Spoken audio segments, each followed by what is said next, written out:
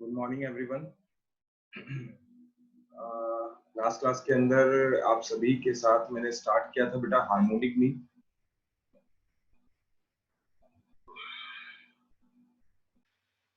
जी, तो जैसे मैंने बोला अभी लास्ट क्लास के अंदर मैंने चालू किया था बेटा आपका हार्मोनिक मीन। और हार्मोनिक मीन के बारे में मैंने आपको बता दिया था कि हार्मोनिक मीन एक स्पेशल टाइप ऑफ एवरेज होता है और वो हर जगह तो एप्लीकेबल नहीं होता है। और मैंने बताया था कि कहाँ पे एप्लीकेबल होता है, जब भी आपसे क्वेश्चन के अंदर एवरेज ऑफ रेट्स पूछा जाएगा, एवरेज ऑफ रेट्स पूछा जाएगा, तो वहां पे आपका बेटा जी क्या हार्मोनिक मीन एप्लीकेबल हो पाएगा। मैंने बोला था think about the harmonic mean first whenever question ask about average of rates. अब एवरेज ऑफ रेट्स मैंने पिछली क्लास में बता दिया था, दैट इज स्पीड, प्राइस, ठीक है ना। तो whenever question ask about average of speed, price, etcetera which is called rates, think about the harmonic mean first. लेकिन साथ के साथ बोल दिया था but be careful since exception are there, कि ऐसा भी हो सकता है कि कल को कोई क्वेश्चन आपके सामने आए, ऐसा भी हो सकता है कल को कोई क्वेश्चन आपके सामने आए जिसके अंदर एवरेज ऑफ रेट्स में ही average of speed, average of price पूछा जाए, average of speed, average of price पूछा जाए, लेकिन वहां पे आपका हार्मोनिक मीन एप्लीकेबल, वहां पे आपका हार्मोनिक मीन एप्लीकेबल ना हो। तो ऐसे क्वेश्चनों को बेटा जी क्या कहा जाता है, एक्सेप्शन का क्वेश्चन कहा जाता है। और मैंने आपको बता दिया था पिछली क्लास में कि exception of harmonic mean was arithmetic mean, कि अगर ऐसा क्वेश्चन आएगा जिसमें एवरेज ऑफ रेट्स होगा लेकिन हार्मोनिक मीन नहीं लग पाएगा, तो फिर वहां पे वो मेथड लगेगा जो हर जगह लग जाता है, one of the most commonly used measure of central tendency which is called what, arithmetic mean। तो उम्मीद करूंगा कि आपको ये बात समझ में आ गई होगी, ठीक है। आइए आज की क्लास के अंदर हम इन सभी चीजों पे बेस्ड कुछ आगे की बात करें, ठीक है। तो देखो सबसे पहले तो अगर मैं बात करूं तो आपके सामने मैं एक क्वेश्चन शेयर कर रहा हूं, कहीं ना कहीं आपको लास्ट क्लास से दोबारा से कनेक्ट करने के लिए, क्योंकि देखो ये फैक्ट बात है कि गैप आ जाता है तो हमारे माइंड से स्किप हो जाती है चीजें। तो कहीं ना कहीं मैं दोबारा से आपको कनेक्ट करने के लिए एक ऑलमोस्ट वैसा सा ही क्वेश्चन करवाता हूँ जैसा लास्ट क्लास के अंदर आपको करवाया था, ठीक है बेटा। तो एक मिनट रुकिए बस। जी बेटा, तो आप यहाँ पे देख सकते हैं कि आपका लास्ट क्लास के अंदर मैंने एक तो ये वाला क्वेश्चन करवाया था आप लोगों को, आपका अ ट्रेन रन्स वाला, और एक क्वेश्चन आपको करवाया था अ पर्सन वॉक 9 आवर वाला क्वेश्चन, ठीक है। आइए कुछ और भी क्वेश्चन है लेकिन एक ही चीज को करते का कोई फायदा नहीं है। तो अभी जरा देखिए मैं क्वेश्चन करता हूँ, और ये क्वेश्चन भी है तो सिमिलर, लेकिन कहीं ना कहीं मैं इसलिए करवा रहा हूँ क्योंकि आपका लास्ट क्लास से थोड़ा सा कनेक्ट हो जाओगे आप लोग, ठीक है ना। तो देखो इसमें क्या लिखा है, an automobile driver travel from plain to hill station 100 kilometre. Plain का मतलब बेसिकली आपका दिल्ली जैसा एरिया, और हिल स्टेशन मतलब आप जानते ही है शिमला, मसूरी, देहरादून, ठीक है ना, हिली एरिया हो गया। देहरादून ना बोल के मसूरी बोल देता हूँ, शिमला, मसूरी, मनाली। तो आपका कोई पर्सन है, सपोज कर लो किसी प्लेन एरिया से हिल स्टेशन गया 100 किलोमीटर, और किस स्पीड के साथ गया बेटा, at a speed of 30 kilometre per hour, ठीक है बच्चे। उसके बाद लिखा है he then makes the return trip at average speed of 20 kilometre, ठीक है ना। जब वैसे पर आवर नहीं लिखा लेकिन तुम सब जानते हो स्पीड बोल दिया तो वो क्वाइट ऑब्वियस है किसमें होगा, 20 किलोमीटर पर आवर में होगा बेटा। he then makes the return trip at average speed of 20 kilometer, what is his average speed over the entire distance of 200 kilometer। तो बच्चे यहाँ पे अगर बात करें तो आपका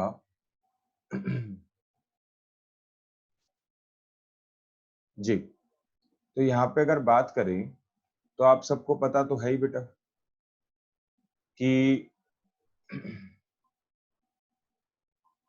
जी, कि आपको पता तो है ही बेटा कि यहाँ पे एक तरीके से अगर देखा जाए तो क्वेश्चन के अंदर बेटा जी क्या दे रखा है आपको?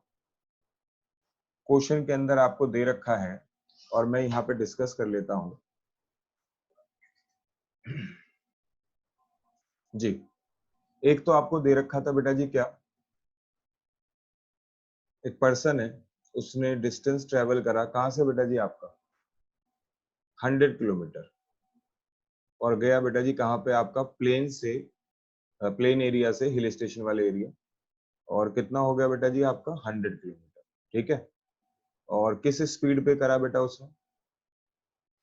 At a speed of 30 kilometre per hour, ठीक है?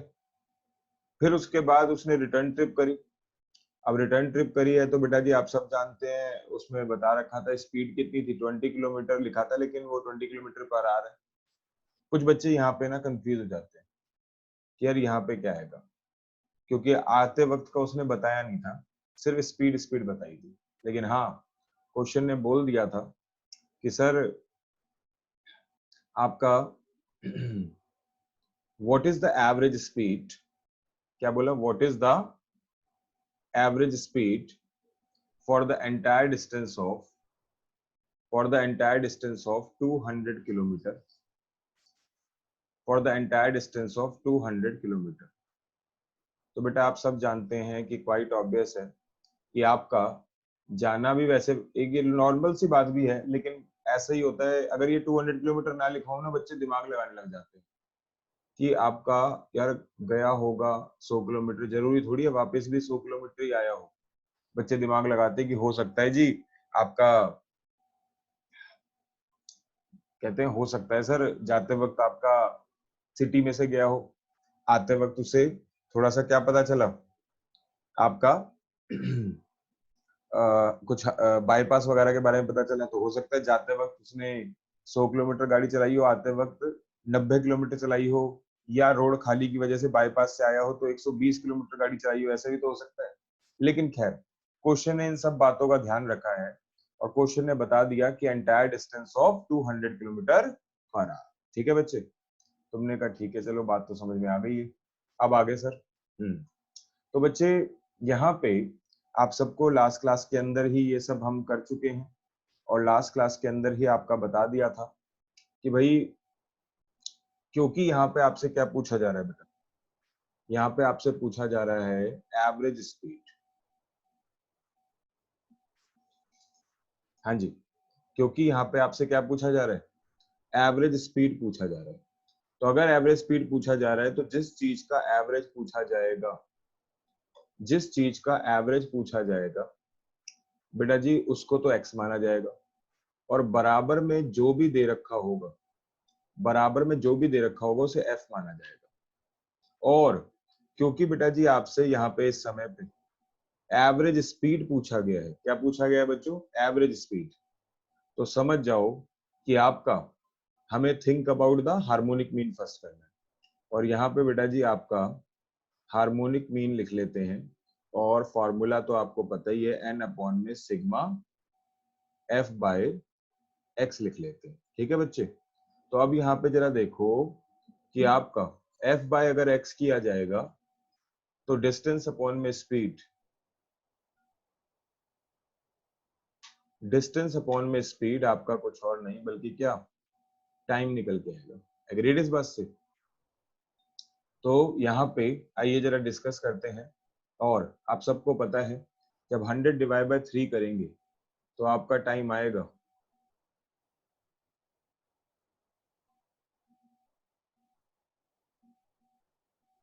3.33 आवर्स आएगा। ठीक है, इसके बाद आपका 100 divide by 20 kilometre per hour करेंगे तो बेटा जी 5 आवर्स आएगा। और ऐसा करने की वजह से आपका सिग्मा एफ बाई एक्स आएगा। ठीक है, सिग्मा एफ बाई एक्स आएगा और बेटा जी सिग्मा एफ एक्स आ जाएगा, इसको प्लस करके देख सकते हैं 8., 8.333 आएगा। क्या बोला मैंने? 8.333 आएगा। ठीक है ना? तो इसका मतलब ये हो गया बेटा कि आपका, ठीक है जी। और इसके अलावा अगर बात करें तो तुमने कहा अब, तो बेटा जी आप सबको पता है कि आपका एन के नाम पे बेटा जी क्या लिख दिया जाएगा? 200 किलोमीटर। ठीक है। इसके अलावा सिग्मा एफ बाई एक्स के नाम पे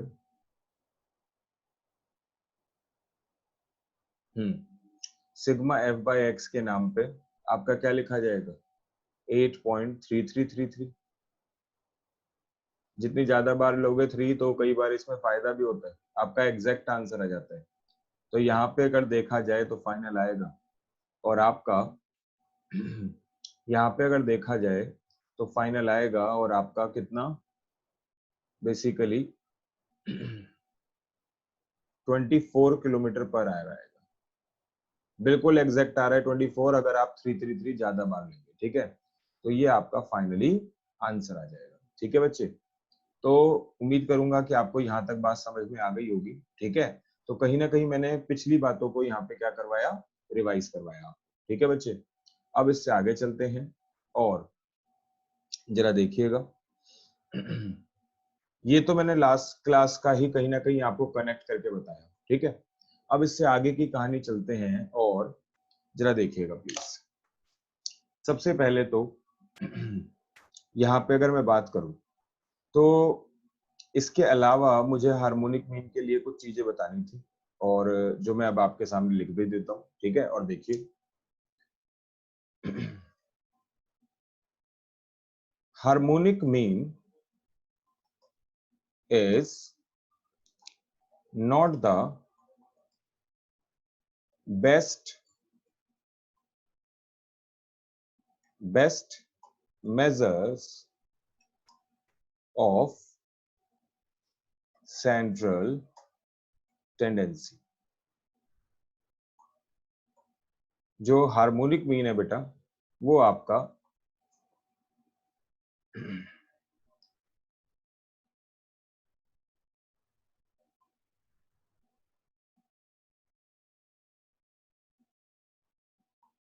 एक मिनट कर रहा हूं बेटा। हाँ जी,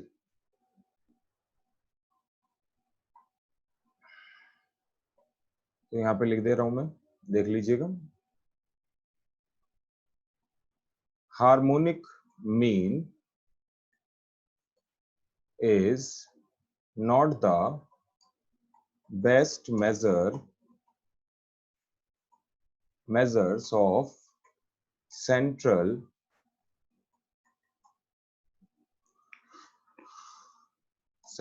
tendency। ठीक है, आपने कहा सर ऐसा क्यों, तो मैं बिल्कुल लिख देता हूं बेटा। और यहाँ पे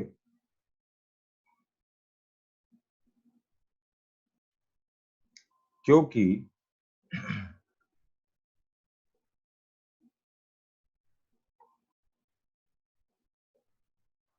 और जरा देखिए since harmonic mean is affected by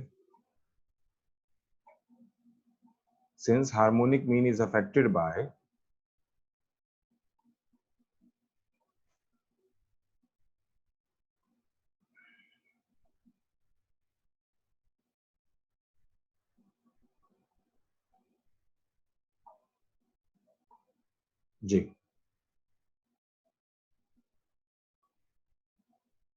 since harmonic mean is affected by extreme observation।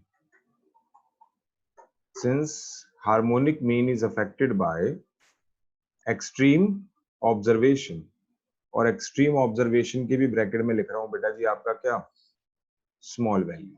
क्या लिख रहा हूं बेटा जी आपका, स्मॉल वैल्यू। ठीक है बच्चे, तो ध्यान रखना इस बात को। और आपका हार्मोनिक मीन जो है वो बेटा जी आपका best measure of scientific tendency नहीं होता, क्योंकि वो एक्सट्रीम वैल्यू से अफेक्टेड होता है। मैं यहाँ पे बल्कि harmonic mean is affected by extreme observation, ठीक है ना। और सही मायने में आइए जरा देखते हैं, डिस्कस करते हैं। मैं यहाँ पे आपको समझाता हूँ, जरा देखिए प्लीज। बेटा आप याद करो कि आपको ये पॉइंट कोई नया तो है नहीं, एक्सट्रीम वैल्यूज वाला। ये एक्सट्रीम वैल्यू वाला पॉइंट मैंने पहले भी करवाया हुआ है। और आपको ध्यान होगा कि मैंने एक एग्जाम्पल करवाया था कि भाई आपका एक घर है और उसके अंदर 3 लोग रहते, 3 अर्निंग मेंबर हैं। एक तो हेड ऑफ द फैमिली है जो डेली के कितने रुपए कमाता है। एक तो हेड ऑफ द फैमिली है जो डेली के कितने रुपए कमाता है, आपके 4,000 रुपए कमाते हैं। मतलब एक 1.25 लाख रुपए का पैकेज है उसका। जो दूसरा पर्सन है वो कितने रुपए कमाता है बेटा, आपके 400 रुपए रोज के कमाता है। अभी अभी उसकी जॉब लगी है, 12,000 रुपए की सैलरी है, तो एक दिन का कितना बना, 400 रुपए। और घर के अंदर ही एक स्टूडेंट भी है जो बेटा जी आपका सिर्फ 100 रुपए ही कमा पाता है, कुछ भी पार्ट टाइम जॉब करके या कोचिंग्स वगैरह कुछ थोड़ी बहुत करके इस तरीके से कमा लेता है। तो अगर मान लिया मैं यहाँ पे अर्थमेटिक मीन निकालूं और इन सबको प्लस कर दूं, ठीक है ना, 4,000 प्लस में 400 प्लस में 100 और डिवाइडेड बाय कितना कर दूं बेटा आपका, हाँ जी, डिवाइडेड बाय कितना कर दूं आपका, पता ही है आपको कितना करूंगा, 3 करूंगा बेटा, है ना। तो अब यहाँ पे 3 से डिवाइड किया जाएगा। तो ऐसा करने से बेटा जी आपका कुछ और नहीं, आप सबको पता है कि आपका आंसर आएगा और 1500 आएगा। कितना आएगा आंसर, 1500। तो क्या मैं कह सकता हूँ बेटा ये बात कि जिस फैमिली की यहाँ पे बात हो रही है, जिस फैमिली की यहाँ पे बात हो रही है, उस फैमिली का हर एक पर्सन, जिस फैमिली की यहाँ पे बात हो रही है उस फैमिली का हर एक पर्सन रोज के 1500 रुपए कमाता है। अरे यार कैसे कह सकता हूँ मैं ये बात, तुम सब जानते हो कि एक इंसान जो ये वाला पर्सन है ये आपका कितने रुपए कमाता है डेली के, 4,000 रुपए। ये वाला जो पर्सन है सिर्फ कितने कमाता है, 400 रुपए। और ये वाला पर्सन जो है कितने रुपए कमाता है, सिर्फ 100 रुपए। एग्रीड इस बात से। तो कहीं ना कहीं यहाँ पे जो आंसर आया आपका, जो आपका 1500 रुपए आया बेटा, ठीक है, मैं ये पूछना चाहूंगा कि क्या वाकई में सही अर्थमेटिक मीन है। आप लोगों के माइंड में आएगा सर नहीं, मतलब क्योंकि फैमिली के अंदर तो कोई भी 1500 रुपए रोज नहीं कमा रहा, तो क्या मैंने अर्थमेटिक मीन गलत निकाला है। ऐसा भी नहीं है। तो बेटा जी ऐसा जो हो रहा है वो इसलिए हो रहा है क्योंकि आप सबको पता होना चाहिए कि आपका जो भी हो रहा है ये बेसिकली वो इसलिए हो रहा है क्योंकि आप सबको पता है ये बात कि आपका arithmetic mean is also affected by extreme observation, ठीक है। Arithmetic mean is also affected by extreme observation. लेकिन भाई इतना सा फर्क है कि आपका एक्सट्रीम वैल्यू से अफेक्ट तो होता है लेकिन स्मॉल से नहीं, बल्कि किससे, लार्ज वैल्यू से होता है। ठीक है बच्चे, तो यहाँ पे कहीं ना कहीं आपका, उम्मीद करूंगा कि आपको समझ में आ गई होगी बात। चलिए अब आगे देखते हैं।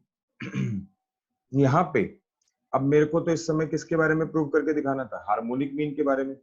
तो हार्मोनिक मीन के बारे में भी मैं यहाँ पे आपको प्रूव करके दिखाता हूँ, जरा देखिए।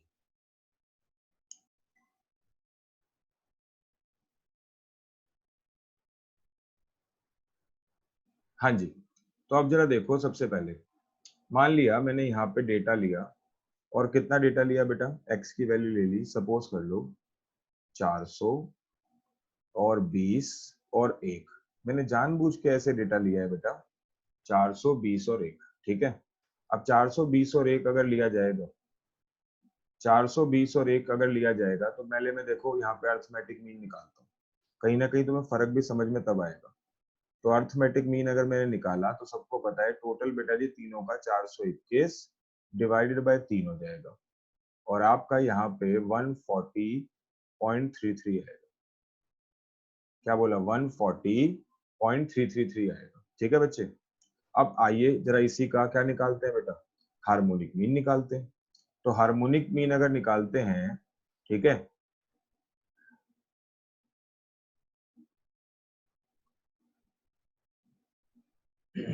हाँ जी, तो अब जरा देखो, अगर हार्मोनिक मीन निकालते हैं तो आप सबको पता है हार्मोनिक मीन का फॉर्मूला। हार्मोनिक मीन का फॉर्मूला जो है आप लोग जानते हो क्या होता है बेटा, n अपॉन में सिग्मा 1/x होता है। ठीक है बेटा, तो यहाँ पे आप देख सकते हैं ऊपर नंबर ऑफ ऑब्जर्वेशन के नाम पे 3 आएगा। ठीक है बेटा, उसके बाद आपका नीचे इन सब का रेसिप्रोकल किया जाएगा। क्या बोला? सबका रेसिप्रोकल किया जाएगा। और देख लो 1 आपका 400, अगला 1/20 और उससे अगला 1/1। क्लियर है? तो अब मैं इसे सिंप्लीफाई कर देता हूँ बेटा, और यहाँ पे जरा देखिए सिंप्लीफाई के नाम पे आप सबको पता है ऊपर तो 3 आना ही आना था। ठीक है, और आपका नीचे बेटा जी सिंप्लीफाई करने के लिए पहले क्या करा जाएगा, इन सब का एलसीएम लिया जाएगा। और इन सब का एलसीएम लेंगे तो आपका, हाँ जी, इन सब का एलसीएम अगर लेंगे नीचे, एक्सक्यूज मी, अगर इन सब का एलसीएम लेंगे नीचे तो बेटा जी नीचे कितना आएगा, सबको दिख रहा है 400 आएगा। अब यहाँ पे 400 ही था बेटा, अगर यहाँ पे 400 था तो इसका मतलब ये हुआ कि ऊपर भी बेटा जी कुछ करा ही नहीं जाएगा, ऊपर कुछ करा ही नहीं जाएगा और आपका एक ही आएगा। ठीक है बेटा, अब यहाँ पे आप देख सकते हैं कि 20 था, तो 400 बनाने के लिए 20 मल्टीप्लाई करेंगे, तो नीचे मल्टीप्लाई करेंगे तो ऊपर भी करेंगे, मतलब एलसीएम बता रहा था। वैसे तो उम्मीद है सभी को आता होगा, लेकिन अब ठीक है, इस समय पे चक्कर क्या होता है, फेस टू फेस क्लासेस में तो हम फेस रीडिंग भी करते हैं ना बेटा। अब यहाँ तो पता नहीं है ना कि किसको कितना आता है किसको कितना नहीं। अब यहाँ पे देख लो एक है, तो आपका 400 से मल्टीप्लाई करना पड़ेगा तब 400 बनेगा, तो नीचे करेंगे तो ऊपर भी करेंगे, तो ये हो गया। अब उसके बाद अगर मैं बात करूं तो आप देख सकते हैं ये वाला जो 400 होगा ये आपका ऊपर मल्टीप्लाई होगा। ठीक है बेटा, और यहाँ पे आपका जब मल्टीप्लाई होगा, ठीक है, तो ये हो जाएगा आपका कितना, 3 × 400, बेटा ऊपर तो 1200 हो जाएगा। उम्मीद करूंगा सबको समझ में आती है बात।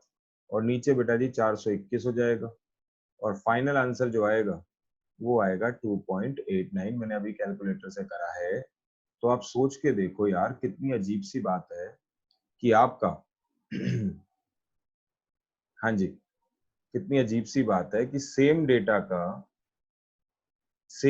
का अर्थमेटिक मीन कितना आया बेटा, 140 पॉइंट समथिंग आया। एग्रीड इस बात से? और सेम डेटा का हार्मोनिक मीन कितना है, 2.89 आया। आई थिंक आप समझ सकते हैं कि यहाँ पे वैल्यू इतनी बड़ी आई और यहाँ पे वैल्यू इतनी छोटी क्यों आई। क्योंकि इसके पीछे सिंपल सा लॉजिक है बेटा कि अर्थमेटिक मीन जो है वो अफेक्ट होता है किससे बेटा जी, आपका लार्ज वैल्यू से। ठीक है ना, किससे अफेक्ट होता है, लार्ज वैल्यू से। इसी वजह से आपका अर्थमेटिक मीन कैसा आ रहा है बेटा जी, ज्यादा आ रहा है। ठीक है बेटा, लेकिन अगर बात करी जाए हार्मोनिक मीन की, तो हार्मोनिक मीन जो है वो अफेक्ट होता है बेटा जी आपका किससे, हार्मोनिक मीन अफेक्ट होता है बेटा जी किससे, आपका स्मॉल वैल्यू से।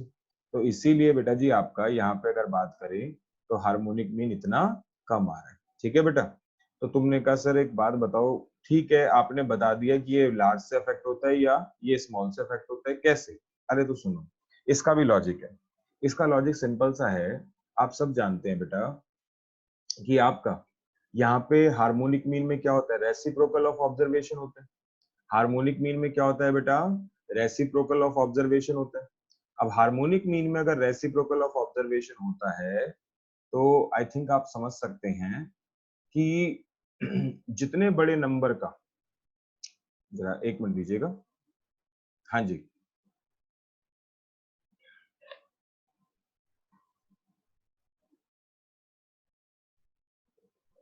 हाँ जी, तो मैं ये कह रहा था कि आपको सबको पता है कि जितने बड़े नंबर का आपका रेसिप्रोकल किया जाएगा वो उतना छोटा हो जाएगा, और जितने छोटे नंबर का रेसिप्रोकल किया जाएगा वो उतना बड़ा हो जाएगा।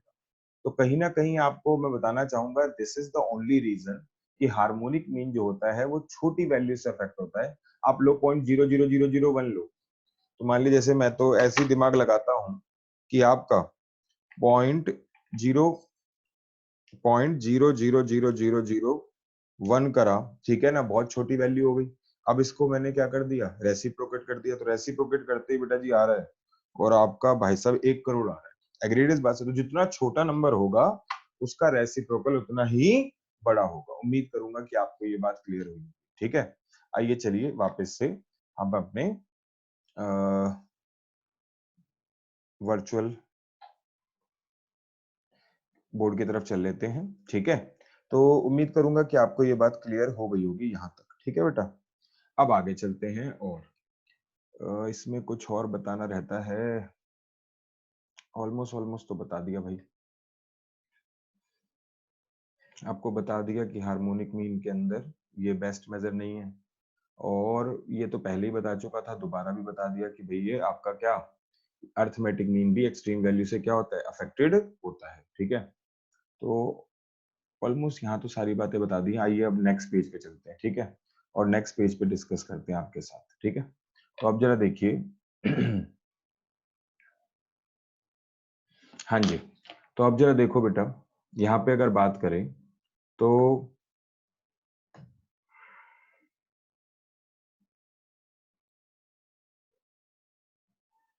हाँ, तो यहाँ पे आप जरा देखिएगा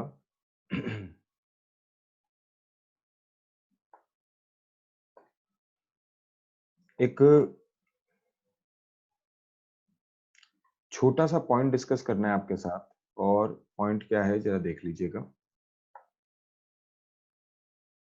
जी। एक अलग पॉइंट है, एक सबसे पहले मैं लिखूंगा इसको जनरल पॉइंट। क्या लिखूंगा बेटा? जनरल पॉइंट, ठीक है। तो यहाँ पे जरा देखिए, जनरल पॉइंट के नाम पे जी और देखिए, if frequencies are same, then frequencies can be ignored जी। if the frequencies are same then frequencies can be ignored, ठीक है। और अगर बात करें सर ऐसा क्यों, तो मैं यह भी आद के आद लिख देता हूं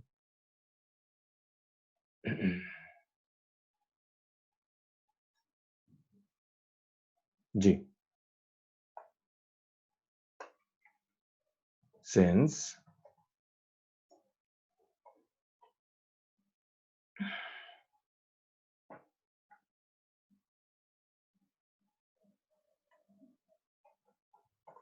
it will not give any effect,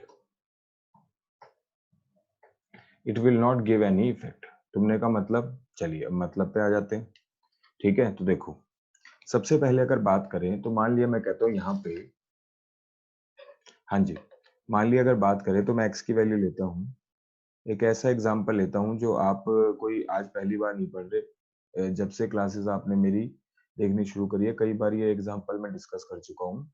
2, 4 और 6, तो 2, 4 और 6 ये आपका है जिसका अर्थमेटिक मीन आज नहीं, आपको बहुत पहले से पता है, कुछ और नहीं बल्कि कितने के बराबर आएगा, 4 के बराबर। कितने के बराबर आएगा बेटा? 4 के बराबर आएगा, ठीक है। तो ये आपके लिए कोई नई चीज नहीं है, ठीक है। अब मैं इसमें नया क्या कर रहा हूँ कि सेम डेटा के अंदर देखो फ्रीक्वेंसी लिख रहा हूँ, ठीक है। और फ्रीक्वेंसी कितनी कितनी लिख रहा हूँ देखो, 100, ऐसे ही 100, ऐसे ही 100, ठीक है। तो अब तुम सबको पता है कि भाई अगर अर्थमेटिक मीन निकालना है, तो अर्थमेटिक मीन अगर निकालना है तो क्या करना पड़ेगा, सिग्मा एफ एक्स अपॉन में एन करना पड़ेगा, सिग्मा एफ एक्स अपॉन में एन करना पड़ेगा। तो आइए जरा फटाफट से हम क्या करते हैं, एफ एक्स करते हैं। तो एफ एक्स अगर करा जाएगा तो आप सब जानते हैं कि आपका यहाँ 200, यहाँ 400 और यहाँ पे 600 आएगा। इन सबको बेटा जी फिर क्या कर दिया जाएगा, प्लस कर दिया जाएगा। तो 200 प्लस 400 प्लस 600 हो गया, और डिवाइडेड बाय, बेटा आप सबको पता है n का मतलब क्या होता है, फ्रीक्वेंसी का टोटल। तो फ्रीक्वेंसी का टोटल यहाँ पे अगर देखा जाए, आई रिपीट, अगर फ्रीक्वेंसी का टोटल देखा जाए तो 100 plus 100 plus 100,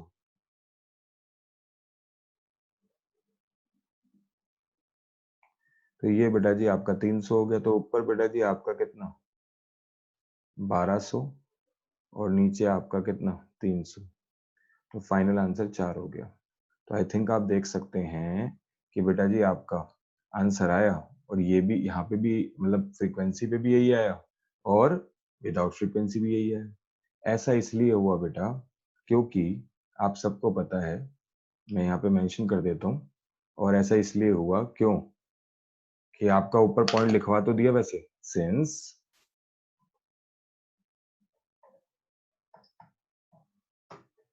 frequencies are same, ठीक है ना।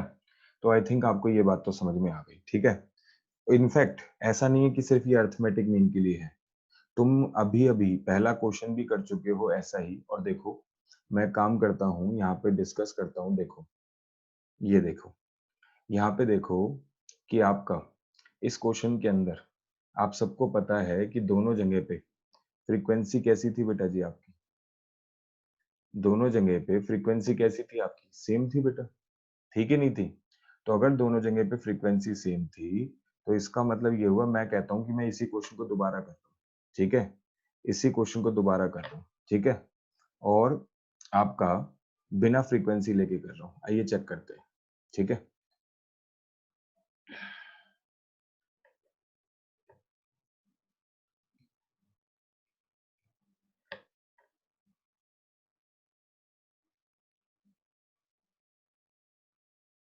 हाँ जी, तो चलिए चेक करते हैं बेटा आपका।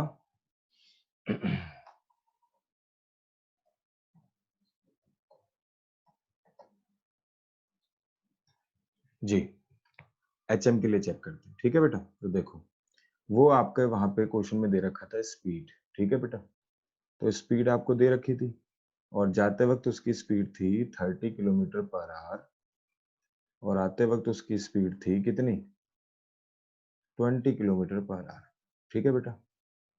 तो अब इसका मतलब ये हुआ कि अगर मुझे यहाँ पे एच एम लगाना है, तो अगर मुझे यहाँ पे एच एम लगाना होगा, तो बेटा जी इसका मतलब ऊपर आपका एन आएगा, और नीचे आपका सिग्मा 1/x आएगा। मैंने यहाँ पे अगर मैं बात करूं तो बेटा जी फ्रीक्वेंसी इग्नोर कर दी, तुमने कहा आंसर सेम आएगा। भाई मेरे इस प्रॉपर्टी के हिसाब से अगर ये प्रॉपर्टी सही है, अगर ये प्रॉपर्टी सही है, तो बेटा फिर तो आपका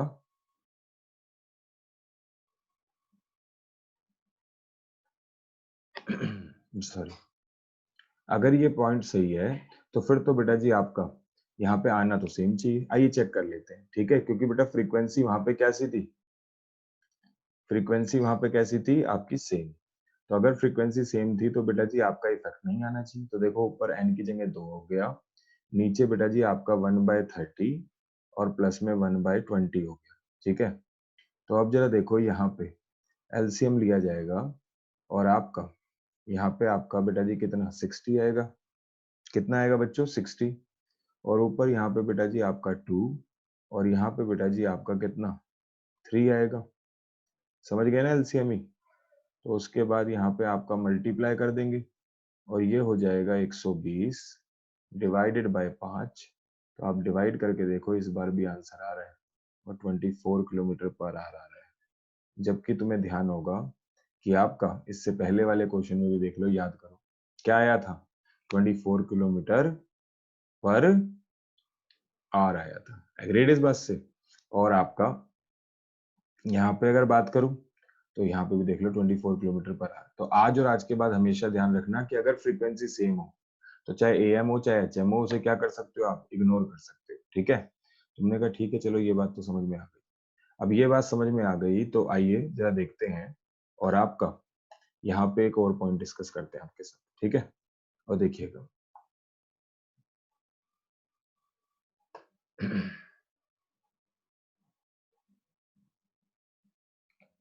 जी, तो पॉइंट क्या है सुनो।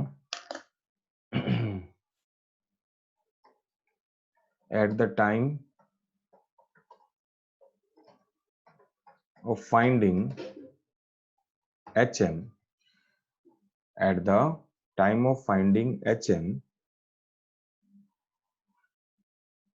at the time of finding HM, if frequency are not there, then exception are not there. ठीक है, at the time of finding frequency, if the frequency are not there, then exception are not there. तुमने कहा sir इसका मतलब क्या है, और मैं एक काम करता हूँ, नीचे लिखता हूँ, ज्यादा बेटर है, यहीं पे लिखता हूँ और देखो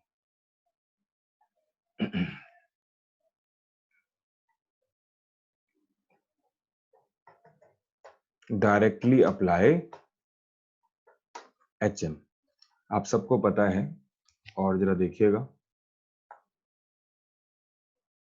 जी, डायरेक्टली अप्लाई HM। हाँ जी, अब जरा देखो, मैं जो कह रहा था यहाँ पे आपको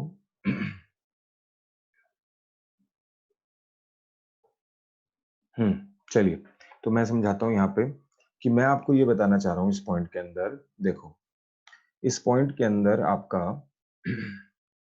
क्या बोला गया, कहता है at the time of finding HM, if the frequency are not there then exception are not there. आपने कहा सर इसका मतलब क्या है, तो देखो मैं बताता हूँ।